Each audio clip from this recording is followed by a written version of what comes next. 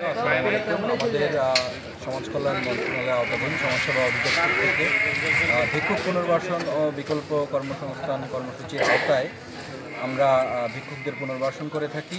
ইতোমধ্যেই আমরা এই উপজেলায় ১৯ জনের মতো ভিক্ষুককে পুনর্বাসন করেছি এবং আজকে নভেম্বর মাসের আজকে ৬ তারিখ, আজকে আমরা ৬ জন ভিক্ষুককে পুনর্বাসন করলাম এবং আপনারা জানেন যে সরকার সামনে উন্নত সমৃদ্ধ বাংলাদেশ গঠনের লক্ষ্যে আগাচ্ছে।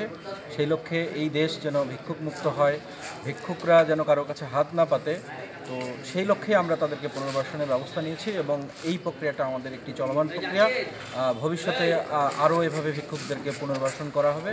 আমরা আজকে 6টি চার্জার ভ্যান দিয়েছি, পরবর্তীতে আমরা কাউকে দোকানও করে দেই, কাউকে আমরা দেখা যাচ্ছে যে সেই যেটা পারে চায়ের হোটেল, যদি পারে চায়ের হোটেল দেই, মুদি দোকান পারলে তাকে মুদির দোকান দেওয়া হয়।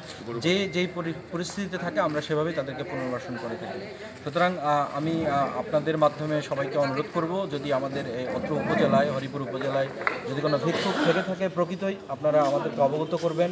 আমরা ইনশাল্লাহ তাকে পুনর্বাসনের ব্যবস্থা নেব। ধন্যবাদ, ভালো থাকবেন।